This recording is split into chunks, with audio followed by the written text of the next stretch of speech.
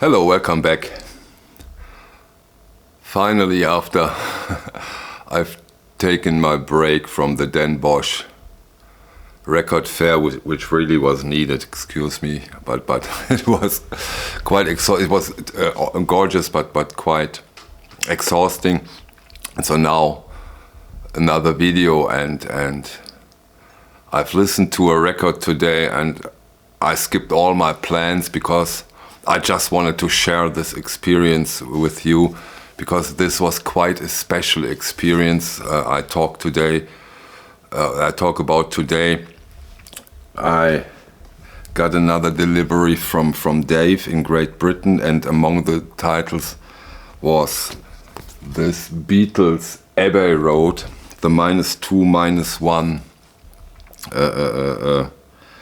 in the Matrix stamper, and wow, because this is supposed to be the best sounding pressing of it, and so I couldn't wait and listened to it, and I compared it to the to the Abbey Road box set they did a couple of years ago, 2019, when I'm right.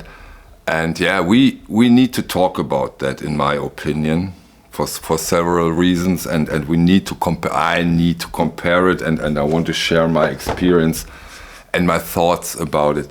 But briefly, before we go into the comparison, let me briefly go into the record.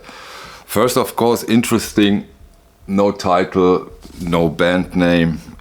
I think EMI was against it, but the Beatles said, come on, we are the most famous band in the world, we don't need that. And so they did, and of course the band was right.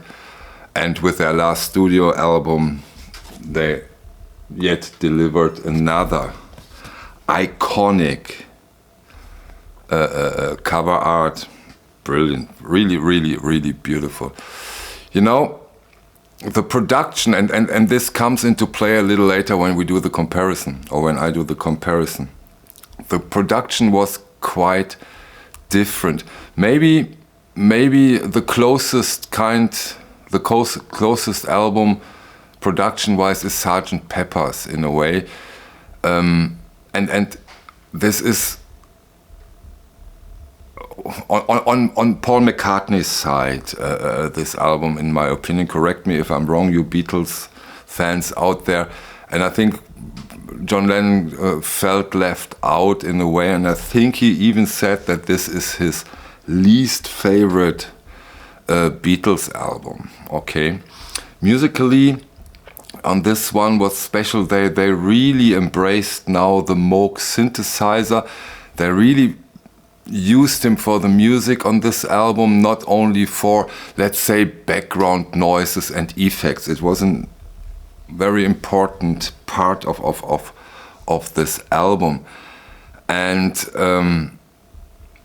what's also very important when it comes to the quality of this recording is, I think, they recorded it on 8-track rather than 4-track, which allowed them way more sophisticated arrangements without sacrificing the overall sound. I think this really is an important point, why we have here, an audiophile listening experience. I really have to state that. The record sounds, if you consider the time, unbelievably good, and let's now start and talk about those two versions I have. Well, the other version I already showed, that I have this 2019 anniversary set that comes as a 3-disc release. Of course, we here have the album as a 33, and we have a double album in a non-gatefold jacket with development of songs, Come Together, Take 5, The End, Take 3, additional demo stuff and things like that, which is of course always appreciated. And then of course we get this paper sheet. And then, if I'm not completely mistaken, that's it. You know, if you compare that to the Revolver box set, that's not much. So in this regards, the newer releases have improved. If you consider the beautiful, beautiful book in the Revolver box set, the overall quality of the Revolver box set is way better than on the Abbey Road. And yeah, and that you can also see on the prices over at Discogs. I don't remember the original price. Maybe someone of you can tell us in the comments, would be helpful. I don't remember exactly. But on Discogs you get a decent copy for $50. But don't do that. It's way overpriced. And in Den Bosch, I saw a very good copy of this box set for 38 euros. So meaning when you do a little bargain, you're at 35, 33 euros for the whole box set. Yeah, so not a very highly collectible item. Yeah, but let's go back. Let's go back to the original. Have I shown the back side? Here is. I'm just showing the jacket of the original beautiful shape. The vinyl is extremely good, extremely well playing.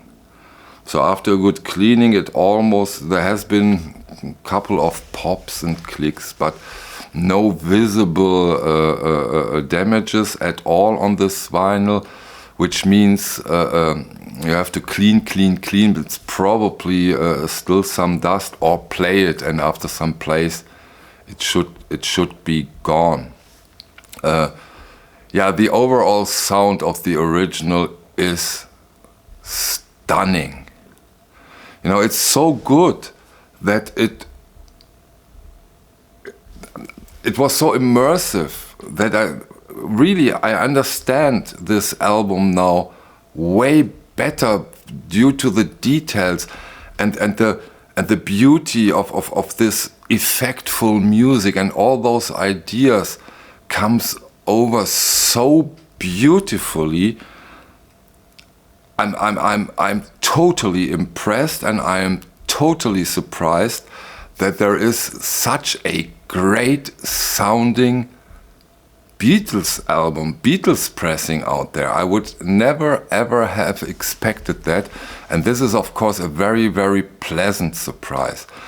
If I now talk about the remaster, don't get angry with me, because compared to this pressing, the remaster, although I've read some comments, people liked it, but honestly, don't shoot the messenger here. This is my personal opinion. This is what I've heard on my Einstein equipment. The reissue, the remaster, is a joke compared to this one. When you put it on, first comes to mind, oh my god, this is so bass heavy. Damn it, what have they done with the bass? And then I compared forth and back.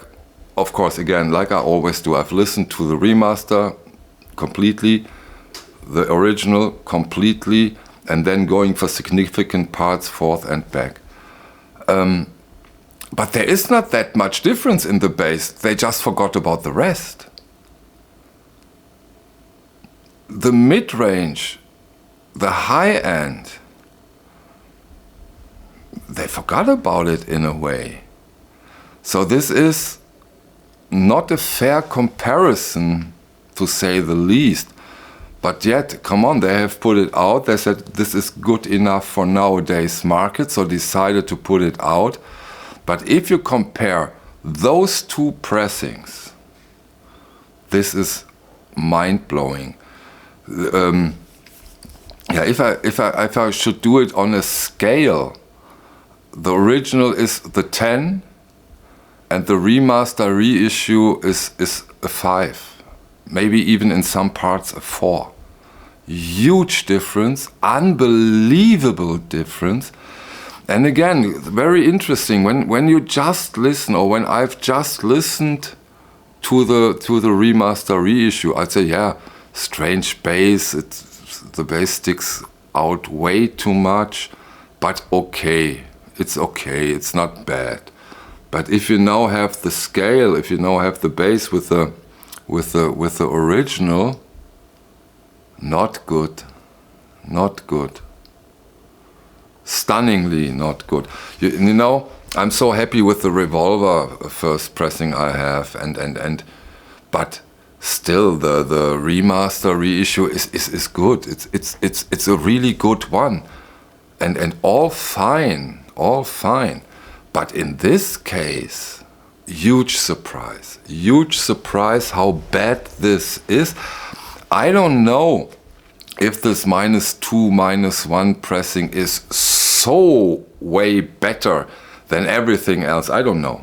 Maybe over the years we will find out. Maybe I get into other copies. Maybe I get a German first pressing to compare those. I can't get into this one. But those two,